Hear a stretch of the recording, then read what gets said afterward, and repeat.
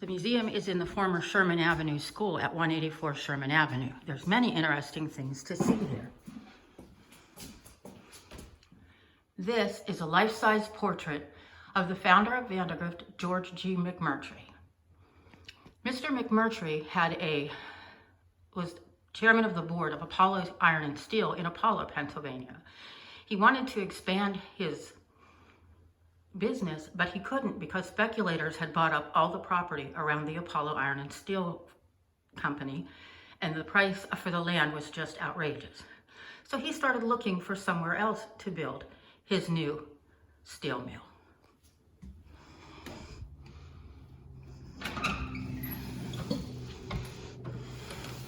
He didn't want to travel too far, so he went just down the river a little ways to a bend in the Kiski and found a nice area that was mostly comprised of a 640-acre farm owned by the Townsend family. That's here in this picture, the original big farm. Also were several smaller farms, some owned by Townsends and some owned by other people. McMurtry bought all this property, and in May 5th, 1895, ground was broken for both a new town and a new steel mill. McMurtry had a vision that his town would be something better than the best, which is the name of the centennial book about Vandergrift, Pennsylvania, currently on sale for $10 plus tax. You can get the full details of the history of the town from the book. When McMurtry was designing the town, he didn't want it to be like other mill towns that were dirty and filthy and just grew up around the mill, had no sanitation, wood sidewalks, dirt streets. So he contacted Frederick Law Olmsted, who designed Central Park, the Presidio in San Francisco, and other well-known landscapes, and had him make a design for the town of Vandergrift. Now this was what we call downtown Vandergrift, and this is a map of the original plan. You can see the curving streets. There was shaded areas and park-like areas throughout the town because McMurtry felt that if people had a good place to live, they would be better workers. In addition to having the town laid out in a nice, pleasing way according to the eye and with large lots for the time, you can see in the photo in the map, this is where the mill was. This was a large park-like area that is now the parking lot on Washington Avenue. Down here is the train station, there's a lawyer's office, and the freight station, which is the beer distributor. Up here were more trees, and here on the point, this is where the casino theater is now.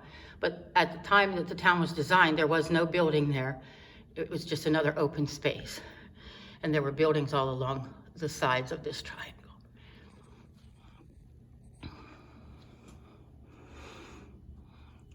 In this area, at this other point on the bend, was where the foundry went. The foundry made the castings and the equipment that was needed to roll the steel at the steel mill.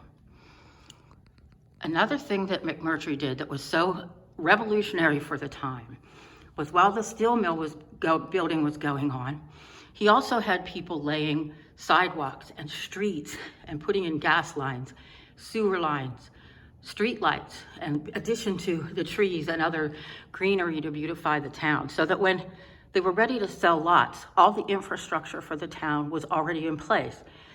This was completely revolutionary, and it led to Vandergrift's designation as the first worker-owned industrial town ever in the United States, because not a single lot was sold in downtown Vandergrift before all of those amenities were in place. Because McMurtry also felt that if the workers owned their places, they would be better workers because they would have pride in their community and in their housing because they owned it and it wasn't some hastily constructed bad company housing that was rented to them for an outrageous amount. When Vandergrift was being built, it was the late 1800s, so much of the carrying and fetching and building materials were hauled in with wagons and horses or mules. We're gonna go and walk over here and see the fact that Vandergrift's design we were just looking at was awarded this gold medal at the 1904 St. Louis World's Fair. Actually, 2 gold medals for improvements in industrial towns. So these are actual World's Fair gold medals from 1904, St. Louis. The originals that belong to Vandergrift, the whereabouts are unknown, but these were purchased with a donation from the Last Man's Club, a group of local World War I veterans. Although they're called gold medals, they were actually made of bronze. In addition to the park-like setting, the beautiful sidewalks, streetlights, and other niceties of the town, they also had these water fountains, which you will see have several levels. The top level was, the very top had water coming out for people to drink out of. The next level, about midway, is for horses, and the bottom ring is for dogs, cats, and other smaller animals. So they were even thinking of the animals in town when they were building the town. Vandergrift is known as the town of winding streets because of the very different, there's no actual corners in the downtown area, or very few, they're on alleys. There's Frederick Law Olmsted, the designer. He was quite ill at the time that the town was being designed, and a lot of the actual work was done by his sons, Frederick Law Olmsted Jr. and Charles Olmsted. This is a view looking up at what's the casino now from the railroad station. You can see the park-like area in the middle, what is now the parking lot. Now we're going to take a walk up the steps and see some photos from the actual construction of Vandergrift. And I hope you're also noticing these interesting things we have in cases and displayed on walls as we're going through the museum, because it is open to the public.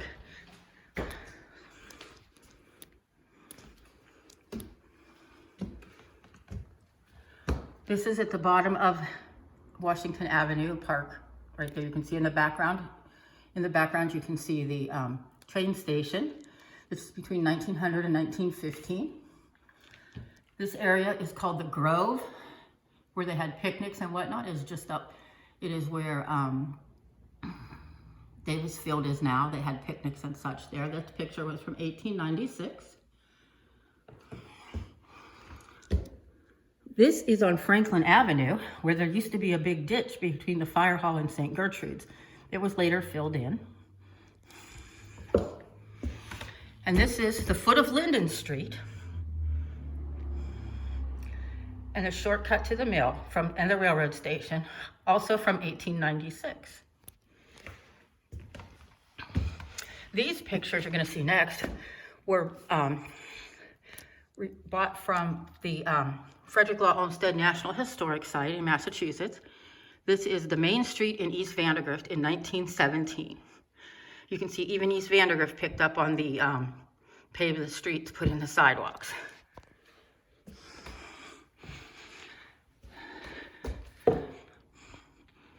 This is Bank of the Old Railroad Spoil Bank with Orchard, showing new street nearly done to grade.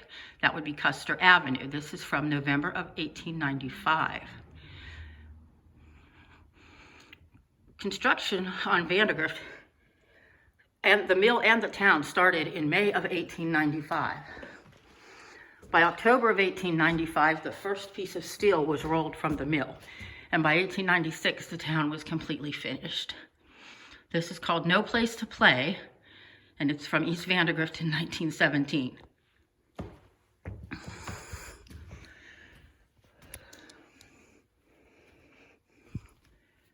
This is the main approach to East Vandergrift, an unpaved alley starting from Franklin Avenue, now called Vandergrift Lane, or East Vandergrift Lane. This is a playground on Lincoln Avenue near Custer, equipped by the Welfare League of Vandergrift Heights, August 1917. If you look, you have to look closely, but you can see the swing set here on the right. Here we have 3 houses on a lot 120 feet deep. Vandergrift, PA, August 1917. This was probably actually in Vandergrift Heights because the lots downtown were wider, or shorter, I'm sorry. But if you look, you can see 1 house, 2 house, and a 3rd house back here. This was not uncommon. Families, Vandergrift Heights was home to many immigrants, and the town was not set up like Vandergrift downtown. It was a separate borough at the time. And they did not have the cement sidewalks and the paved streets and the street lights and the sewage system and everything that Vandergrift did. It was where the regular laborers from the mill lived mostly. This is an alley in Vandergrift, August 1917. This is 6th Street Alley. Pretty much looks the same probably. This is a view of Grant Avenue, September 1915. You see there's trees and lots of pretty street lights, many businesses. This is Vandergrift Heights near the south end of Longfellow Street. It used to be the parking lot at Sons of Italy. Now it's a lot next to Dollar General. This is also from August 1917. This house is still there. So are these other ones, I believe. This is an early picture of the steel mill here in Vandergrift. Next week, we'll talk about the mill and the foundry in more detail.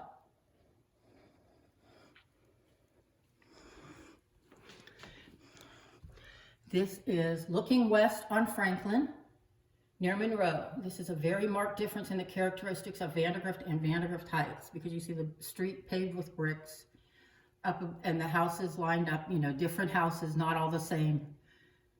In the background is Vandergrift Heights on the hill more. And those houses were, as you saw, 3 houses to a lot, sometimes smaller houses put up quickly. This is a street in Vandergrift, PA. This is Jefferson from Grant, 1910. Again, the trees were just starting to get bigger, that they were planted from the beginning of the town. This photograph is the village green and station site from the center of the narrow part at the angle. As near as we can figure, where this horse and wagon is standing is about where the railroad station is now, where the attorney's office is. This was taken November the 12th, 1895. This is a view of Columbia Avenue, September 1915. This is brick houses in rows near the United Engineering and Foundry Company, a good type house where low rentals are necessary. This is what was called Foundry Row for years and years. These houses were built to give shelter to the workers who lived in the foundry, which started out as a branch or a department of Apollo Iron and Steel when the mill was built, and then was taken over by an independent company called United Engineering and Foundry. This is a street in Vandergrift, unidentified.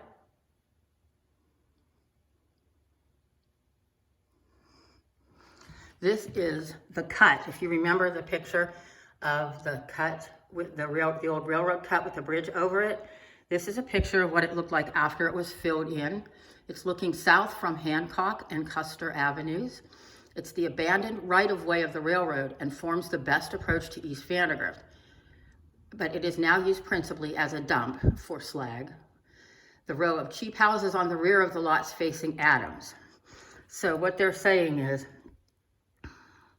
these houses were some of the ones that were built on the bottom of Hancock. This house is still here, but all of the fancy stuff's gone off of it.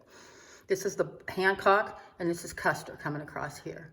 They're referring to the cheap houses as these ones that are all in a row and look all the same, because that was kind of what McMurtry was trying to avoid. But whenever the lots started going on sale, or people would buy them and sell them to multiple people so they could get more income from the lots.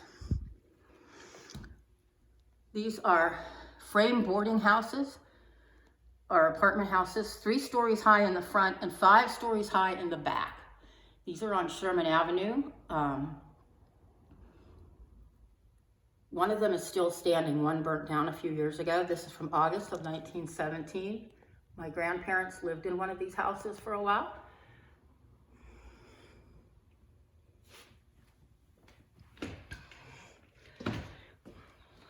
This is the proposed public ground in the wooded ravine from the north fence of the county road looking north. So this is the area where Davis Field is now. As you can see, it kind of got a dip to it. Over the years, that was filled with slag from the mill and leveled out to make the area where the field and the Kennedy Park is now.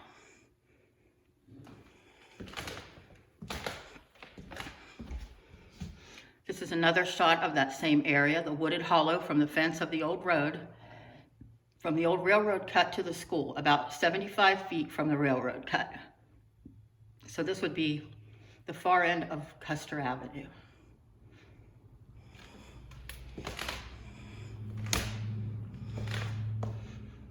And this is from a point just north of the fence of the county road, looking northwest into Frozen Hollow, which I believe is where the swimming pool is now.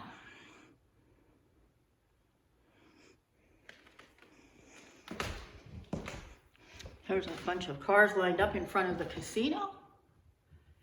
And if you remember the picture I showed you of Vandergrift, the farm that became Vandergrift, here's some more photos of the early churches. McMurtry did provide lots for the first 3 churches in Vandergrift. That would be the Presbyterian,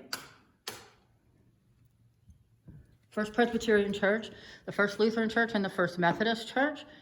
Also provided funding for an organ. He bought an organ for each of the churches once they agreed to put it up.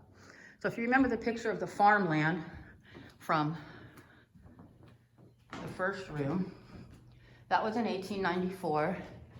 Here's a large picture of Vandergrift from 1898, where you can see the mill is built, the foundry is built, and the streets in the middle of town are starting to fill in.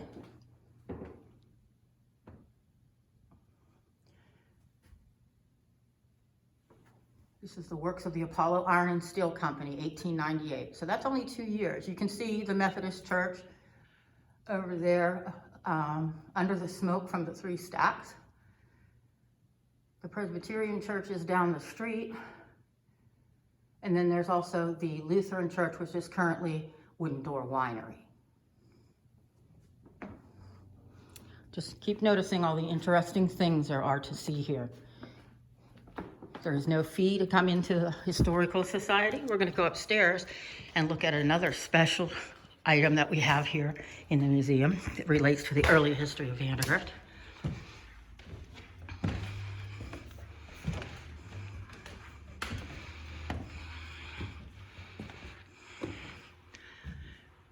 So you might be thinking McMurtry was a very kind man and benevolent to make everything so nice for his employees at the mill, which is true.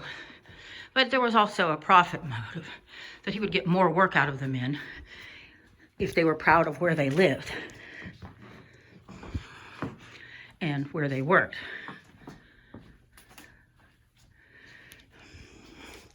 Here's a picture of Vandergrift in 1897. This is an actual photo. Here's the mill. Here's the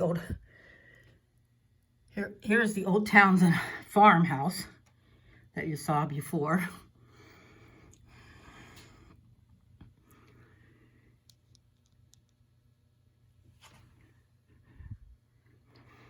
Not a lot of houses on Franklin, Sherman, Summer.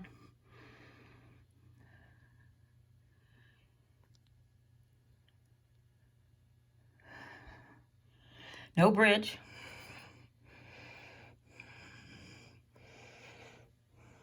This is nothing in North Vandergrift at all. These houses are still here, some of them.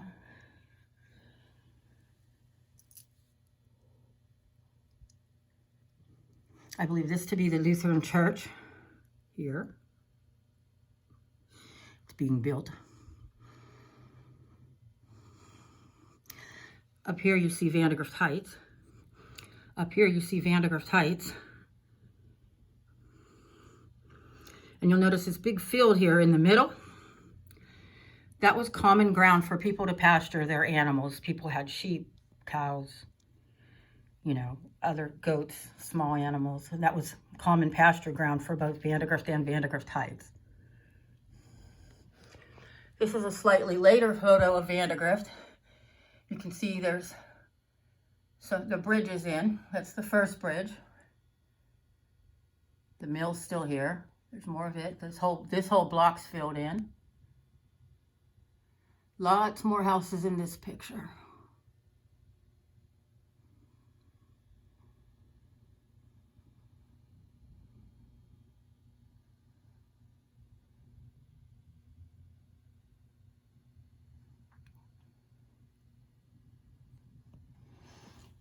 But the real prize here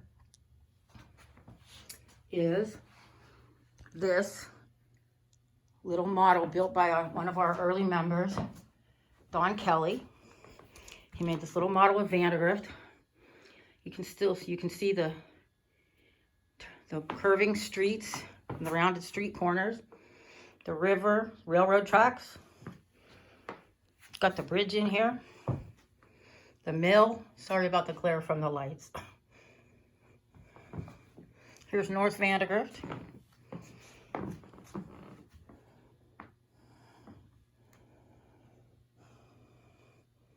Through Vandergrift, you can see the football field, Kennedy Park, the Little League fields. There's East Vandergrift. Here's the foundry.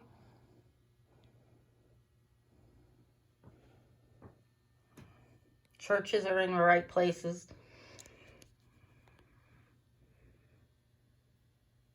You can see the Casino Theater right there.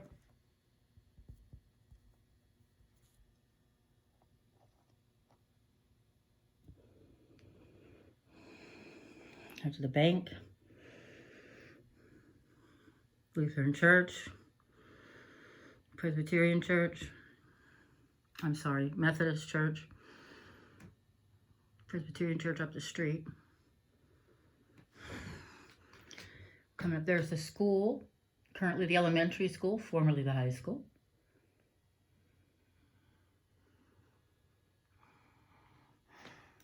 We're fortunate that the basic design of the downtown streets has not changed.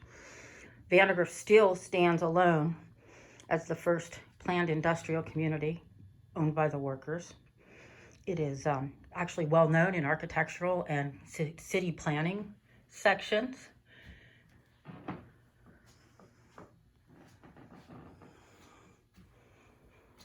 As an example for people to study for a good way to handle this sort of thing. Here's another picture of Vandergrift, much more recent. Still, you can see the mill, the foundry. Here's the curving of the streets down here. It's hard to give somebody directions though, because there's no corner to turn. Here's the high rise. So this had to be in the 60s. And this is a picture of, they keep referred before in the older pictures to the old county road. This is a picture of the edge of the old county road and some family members probably who were there. And I'll give you some pictures of early days in the town from some postcards we have in the collection. Houses decorated for different holidays.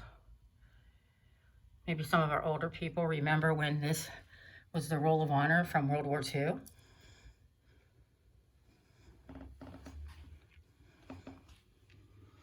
Here's a picture of the 300 block of Lowell. As you can see, dirt street, no sidewalks. Longfellow Street. Post Office Block, Vandergrift Heights. Vandergrift Heights and Vandergrift did not become one borough until 1916. Jefferson Avenue.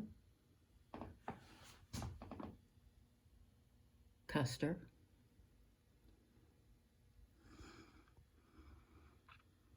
Another view of Longfellow from looking a different direction.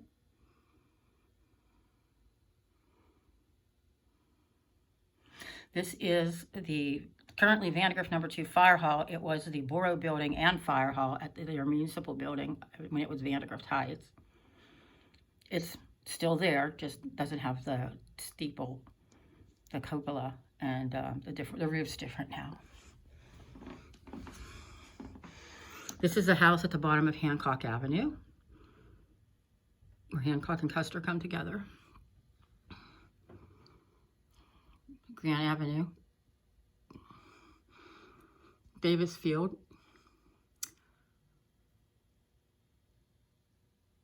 it's the parklet at the bottom of Washington. Grant Avenue, I don't have a date for that, sorry, on any of these. They're probably on the back.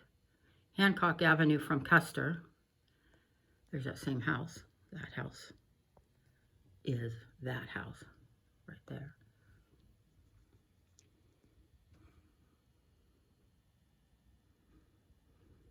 Lafayette and Franklin. Sherman Avenue, looking towards the bridge.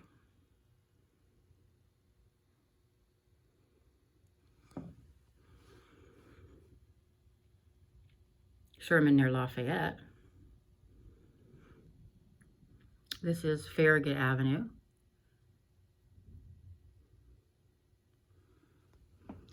Here's that railroad cut that was filled in at the bottom of Hancock and Custer. Looking up the street, there's the bank, First National Bank at the time. Casino Theater, you'll notice it. This was prior to 1927 because the addition is not built on the library side. Washington Avenue.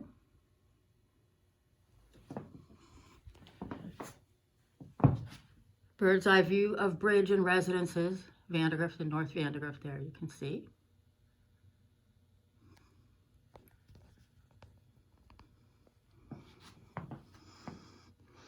This is an early picture of the United Engineering and Foundry Company, also known as the Foundry.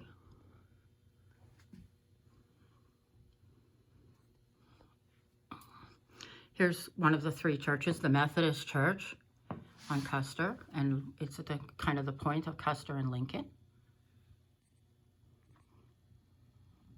This is the Baptist Church, I believe, yes, across from St. Gertrude's. It was built in 1906. Here's the Presbyterian Church on Washington, one of the first three churches. St. Paul's Lutheran in Vandergrift Heights. The First Lutheran Church, now the Wooden Door Winery. This is also one of the first three churches. St. Gertrude's, this is an unusual photograph because you can see the new church, so to speak, the one that we are familiar with now. Next to it is the old church, which was a wooden structure, which was built very early on. And next to it is, there was a convent at the time. And that's what the house next to the new church is, a convent. And here's a picture of the before they built the new church. And it's the old church and the convent. It's another view of the Presbyterian Church. Here's a picture of our building here, the old Sherman School, built in 1911 for a first ward school. And eventually it became a school district office. Vandergrift's first high school.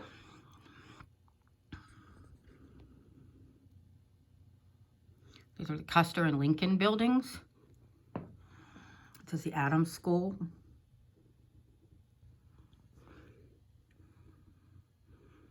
Vandergrift Savings and Trust Company, currently PNC Bank. The casino building with the addition where the library is now. The high school, this became a high school in 1916, I believe. And currently at elementary school, or North Primary, I believe it's called, no, East Primary School, it's called now. And this is the Vandergrift Heights High School, also known as the Wilson Building before it became Wilson Square. So that's just a little bit about the early history of Vandergrift. The whole town was the town and the mill and everything were built within 2 years, the major part of it. And like I said, it still holds a place in history of community planning because it was such a good idea from the get-go. And I look forward to seeing you next week. We'll be talking about the mill and the foundry and conditions there. Thank you.